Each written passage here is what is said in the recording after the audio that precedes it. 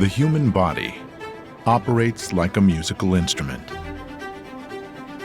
with every organ, tissue, and bone in a constant state of vibration.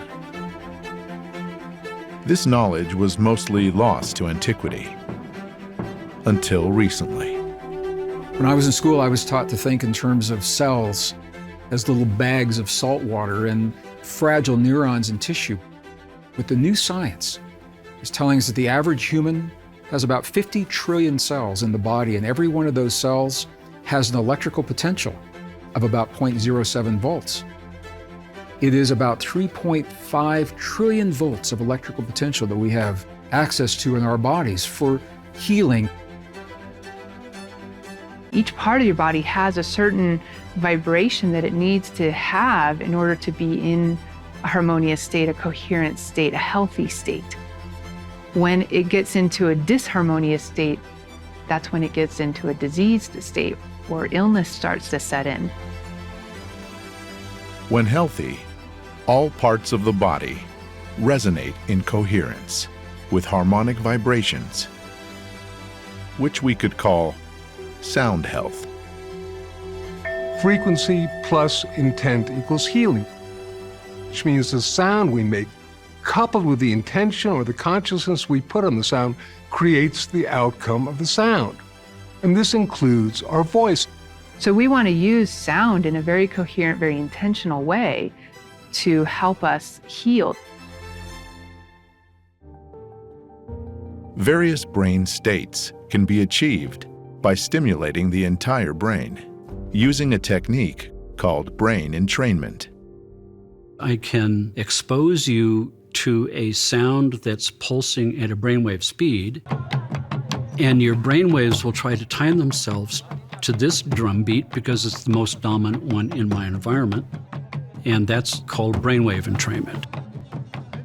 Ancient spiritual leaders likely used brain entrainment to guide individuals into expanded states of consciousness. In ancient shamanic cultures, they used to have the drumming or the didgeridoo. The shaman would create a certain rhythm with the drum, like a heartbeat rhythm, for example. You'll see that the speed of that drum beat is about 5 hertz. It's sort of like,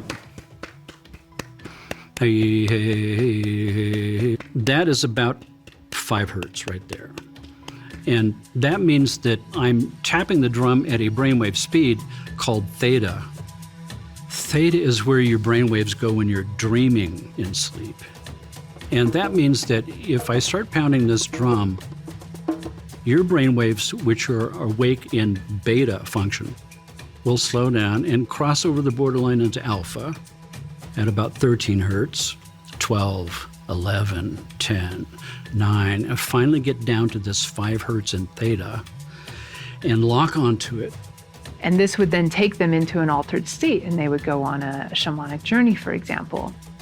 And if I speed the drum beat up, my brainwaves will follow. If I slow it down, my brainwaves will follow. And we can see all this on EEG.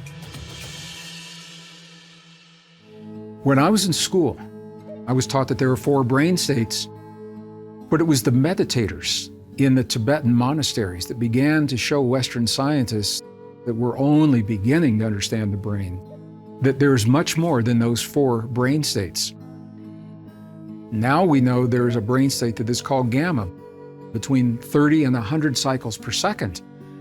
When the Tibetan meditators showed the scientists that, they said, okay, we'll rewrite the textbooks. The Tibetans said, well, if we do a different kind of meditation, we can exceed this. And then they learned about a brain state called hypergamma.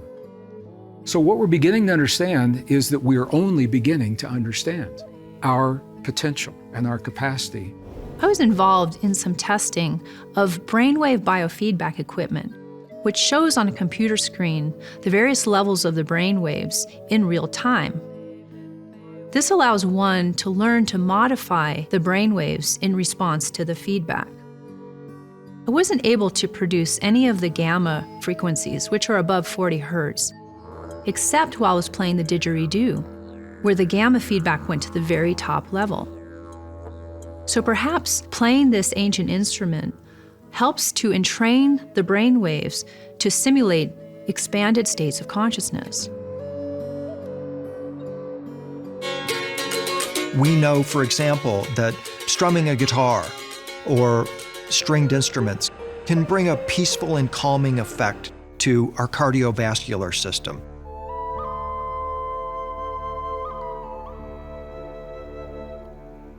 Wind instruments also bring a sense of peace and calm. Organs can actually organize the cerebrospinal fluid in our spinal column and awaken our consciousness. Violins tend to engender a feeling of compassion. Listening to or playing music is one of the few things that can light up the whole brain, as seen on EEG scanners. Music connects the corpus callosum, which bridges the right and left hemispheres of the brain, and stimulates the use of the whole brain simultaneously. It can help the brain to go into coherence, which stimulates higher functioning. Ancient techniques for healing are also available. You can go to a sound healer and you have some that work with shamanic tools like the drums, the didgeridoo, where you have the crystal singing bowls, Tibetan bowls. There's all kinds of different sound instruments that can be used.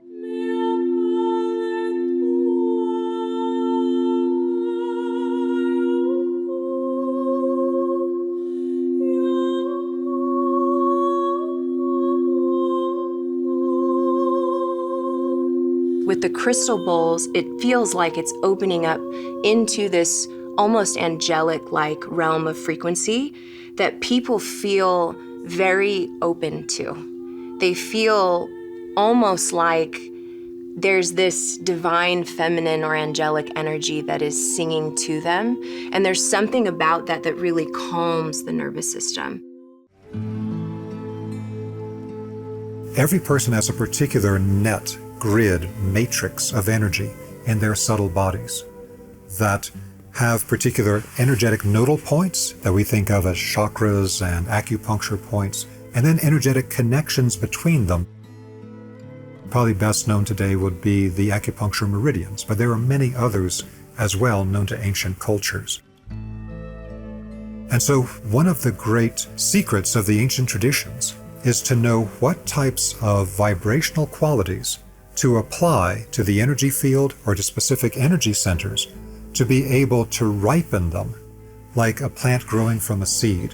Your body is vibration. It's incredibly receptive to sound, and it's receiving sound and wants to come in resonance with it. Sound vibration is moving through your tissues, through the water of your body. And these frequencies have the ability to move in and act actually as a technology to bring you back into resonance, to bring your body back into harmony. What inventions and discoveries might arise from this new era of sound science? To begin, we can reduce or even eradicate disease. We know now that all matter resonates at a specific frequency. And if you look, for example, at a cancer tumor, obviously the atoms in that tumor are resonating at a frequency. If you can isolate the frequency of the atoms in the tumor, and you can use a sound device to create a resonant frequency that actually cancels it out, all of a sudden, you can destroy that tumor, leaving all the healthy tissue around it untouched. We believe that now all the research that we're conducting is leading us ever closer to a future of sound healing rather than pharmacologic healing, and a new paradigm for medicine itself.